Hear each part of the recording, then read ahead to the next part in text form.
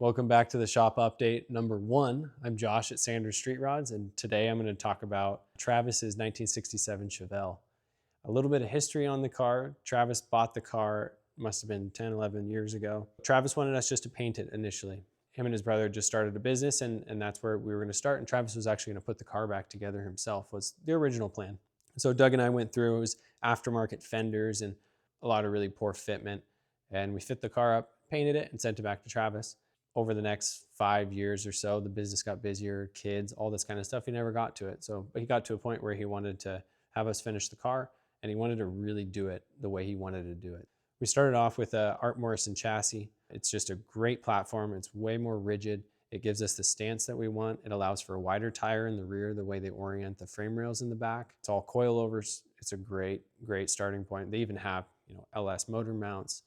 Stuff for the 4L80 is already set up. Exhaust routing, it's a great platform, and always the place I like to start. Next, we've got he wanted horsepower, he wanted an LS, he wanted good sound, good stance. All those things were like top of the list for him, so that's kind of what we focused on. And good reliability. We went with a Texas Speed LS7, so it's a 427, sleeved, good for boost. It's like Cletus McFarland's Leroy 1, I think is what they call this, from Texas Speed. So this was for one of their builds initially, what spec this engine out. PRC heads, just a lot of really cool parts on it. It's got a 3-liter Whipple. We initially were gonna go with a single turbo, but for a couple different reasons, we wanted to be able to run the mufflers that Travis wanted, which might be chambered because he wants that kind of a choppier sound. We also wanted to stick with a little bit cleaner of an engine bay without having to route the charge pipe through intercoolers and crossovers from the header for a single turbo and all the different stuff that goes with that. It just gets really busy, and it's cool, and it looks great, and it can be done that way, but it wasn't the right thing for him. So that's why we landed on a supercharger. PWR, radiator, brushless fans. These are some like ticket items that we've really adapted because of the reliability. I'm done dealing with relays for fans and cooling issues. It's just so unnecessary. And as soon as those things start happening, there's always little problems with cars. They're cars. There's always inherently something that we have to deal with and overcome, but there's no reason for it to be cooling. We've also got these Billet Specialties coil covers. So the valve cover's on the bottom. Stock, they put the coils right on top of the valve cover, but these covers go right over the top of that and make it look like a little bit of a taller valve cover. And the quality of Billet Specialties stuff is just top notch. Then Travis wanted a little tag somewhere on the engine, just kind of describing what the engine is, just a little bit of identification. So we came up with these tags that show the Texas Speed logo, Cletus, and a 427. And then Derek machined these and also recessed them into the valve covers. We got 2 different options for them. This is a polished version with painted lettering, and then on this side, it's all covered in wrap. You can't see that great, but this side's an anodized piece with just machined to expose the aluminum. People love tags on cars, and I never really realized it. We made some tags for a 50 F1 Coyote build we did, finished last year, and it's like, we opened the hood, we did all this work, and everybody's like, whoa, that's a cool tag. And it's like, oh, it took like a couple hours to make, but like, look at all this. But it's cool. It identifies it, makes it feel more custom and like authentic for some reason. I definitely enjoy implementing some of that stuff. The full Wegner front pulley system, that was all supplied from Texas Speed. They know what to select. We don't need to go through and reinvent the wheel on something that's already been done. Ultimate Headers has a CAD designed header that is made for an LS engine and an Art Morrison chassis. It takes a long tube header and keeps it above the bottom of the frame rails, which is super important, especially when you're lowering a car. And I just don't like the look of the exhaust hanging down at all. It drives me nuts. So whenever we can avoid that, we do. These flanges are nuts. I'm pretty sure they cast these and then weld these tubes go through and then get welded from the inside. But these cast flanges are just, it's like a signature of Ultimate Headers, and they are sweet looking. They are dope. Yeah. Especially on a car like this, because you can actually see the headers. Some of these overhead cam engines and stuff, it's like, they're like laid way out, and you don't really catch a glimpse of any of that. But another cool thing about this PWR radiator is it's got an engine oil cooler built into it. This was basically custom built. Like, they had kind of an outline for a Chevelle, but overall it's custom built for this application. So like, we were able to port the engine oil cooler stuff off the correct side. They built the LTR for it, which is just directly in front of the radiator. It's all stacked. there again, we were able to size that accordingly, have the ports come out the side that we want, because we're going to end up putting the reservoir here. Intake is going to just come into this area, get some ventilation through the core support. Got a really cool master cylinder that's not on there right now, but it's from Master Power Brake, and they like have the lines coming out the bottom, out the back, really clean, and they're custom looking. They're pretty cool, all billet. We've also got our Ring Brothers hood hinges, of course, because those are the ones that seem to always work the best. Another thing about this car, and really all builds alike, that's really important to me is understanding the application of the car. I think that's often overlooked. If we treated every car the same, it just wouldn't make sense, right? To the extreme, you can look at a driver, and then you can look at a SEMA show floor build, right? Obviously there's a difference, but there's a lot of differences in between.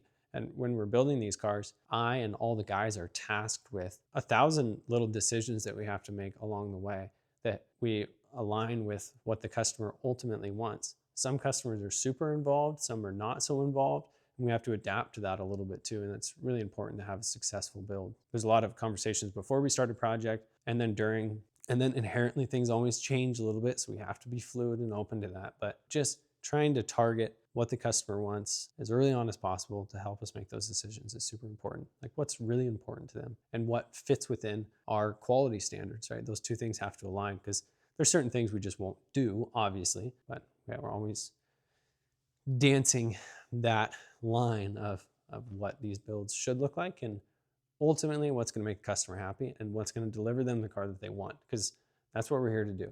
I want cars done, being driven down the road, and happy customers. That's what's best case scenario. So a few more things about this car. The plan for the interior right now is relatively stock. I say that, but the customer and his wife were out here and we were talking about doing like bolstered seats. They want to do a bench seat so they can put the whole family in the car, which I think is great. There's a car seat in the back of my Chevelle pretty much all the time. Have a bench seat with bolsters, which is really cool. And like seating in a car is super important. It changes the feel of a car like way more than I ever would have imagined. It's something that I've kind of picked up on in recent years, is how it corners. Like we have a customer with a G-Wagon that I went for a ride with, and the seat literally pushed on my side as we took a corner. And it kind of scared me. I'm like, somebody in the back seat, but like it made it feel different. It was crazy. Like Mercedes must have spent millions of dollars inventing that, and it's for a reason. But they want to do 3 bolsters and a bench seat. So that'll be all foam, but kind of still like tie into the original interior. I think it's gonna be really cool. I've never seen anything like that. Front and back seat will have that same design. There should be plenty of room there to do those 3. We're gonna keep the roll bar in it. It's not gonna be like a certified roll bar. We're gonna have to modify it, but it's a safety feature. It's a look too. Dakota Digital gauges, none of that's in right now, but just some of the kind of styling. And Dakota makes some great gauges that look pretty factory, but then like have some digital features and a check engine light, which is great. And the wiring for those is really easy to work with. Most of this Art Morrison chassis, actually I'm saying most, I think all of the chassis fit under the body on this, which is super helpful. So initially when we're putting this body on the frame, it's just a matter of bolting it down. We wanted to get really as wide of a tire in the back as we could and a really low stance. So we notched the frame a little bit. We moved suspension brackets because it went even lower than what Art Morrison set it up for initially. We also put wheel tubs in it. Somebody is stamping these or pressing these, because this is a wheel tub that we were able to purchase that Brian fit into this car. We could have probably got like a 325 under it, but we went so low. The outer part of the quarter panel slopes in a little bit, so we ended up with a 305, and that's pushing the limit. I mean, me and Travis have talked about this a lot. That is the limit that we are finding. How big of a tire can we fit in this thing, and how low can it go without it rubbing? And I hope it's not gonna rub, but it's so close. We have these wheel alignment tools from Verified Fabrication that take the tire and give us our exact back spacing. We couldn't have done this without those, honestly, and push the limit like we have. Brian had to go through and like massage corners and just give us every inch of room we could find. I'm glad we found these wheel tubs, because I had to scratch build the ones for the Charger. They're great, maximum clearance everywhere, but it's so time consuming. That was the only option for that car, but this was a good place to start. So trunk, just finish out clean and simple to make it all work and seal back up. Pretty much got those wrapped up, a little work to be done underneath once the body comes off the frame. But we've also got a fuel tank, a stainless fuel tank ordered from Zach at Precision Stainless. And it's slightly narrowed because The exhaust needs to be tucked up. We don't want to see it hanging below the frame at all. That's something super important to Travis. So the exhaust will actually pass alongside the fuel tank. So custom tank made for that, and then just poke out at the ends. So I'm excited to see that come together. We'll probably build the exhaust pretty soon. We had to cut the whole tunnel out, basically front to back, because the driveline is in the tunnel now. 4L80 transmission is way bigger than anything that they ever put in these. So we got to scratch build all that. We might have some provisions for the exhaust, maybe make a little extra room for the exhaust there again so we can keep it tucked. Step by step, consistent progress is what I'm always focused on. Something needs to always be happening. Right now we've got a fuel tank, we got supercharger plumbing to do. We just got a steering column for it, so we get that in. We can start steering this thing around, which will be handy. It always sucks when there's no steering in these cars, and we have great wheel dollies and stuff, but man, it's kind of a drag. And now a word from our sponsor. Hey, it's Josh at Sanders Street Rods. I'm going to do a little product overview of something that we sell on our website. We make these in-house as well. This is an adapter for a Gen 4 Coyote engine cover to adapt onto a Gen 3 engine. We were approached by Scott's Rides. He's building a Mustang right now. He wanted to adapt these covers and saw that there was just basically a little bit of a misalignment in between the two. So he hired us to make them and was like, hey, you guys should sell them. I think they would sell them. And we've done pretty good with them. They're getting out there, and I look forward to seeing them on more cars out there. We recently found out that they'll fit on a 2018 to 2022 Mustang. So hopefully that will work its way into the OE, and it's just a nice upgrade. These covers look quite a bit better standalone over the Gen 3s. They kind of look finished off where like the Gen 3s really hang out a ways. They look good in a Mustang because it looks intentional, but when you put it, especially in a custom application, it just kind of looks like they're just laying out there. It doesn't really work well. So it's just a really simple way to change the engine bay look and dress them up a little bit. These are the adapters. We machine them out of billet aluminum. It's a nice way for us to do it.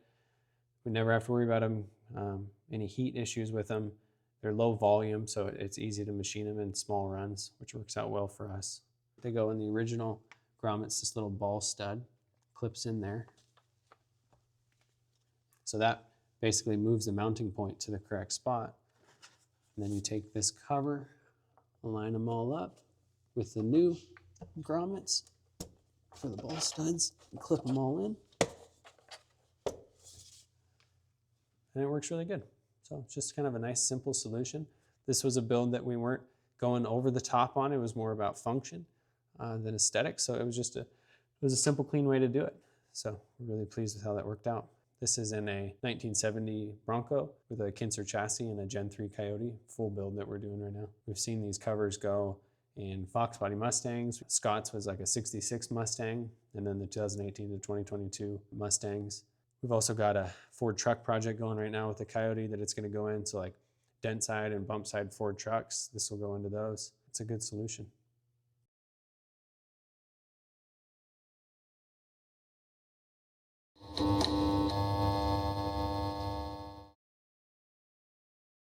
Welcome back to Shop Update number 1. Okay, we number them. Yeah. Shop update 1,204. Yeah, that'll be like, the day. oh my gosh. Me and Tyler were like doing this. I'm gonna get a shaky hand at that point. Yeah, Really yeah, need to exactly. gamble. We're working on a 2021 Silverado today. Full restoration. What are we going to be working on in 20 years from now? Hopefully not rubber bumper Corvettes, but it's probably going to happen.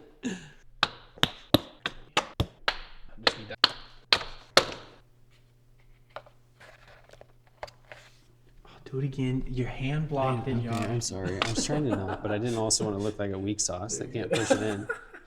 I should have cut my fingernails. Dancing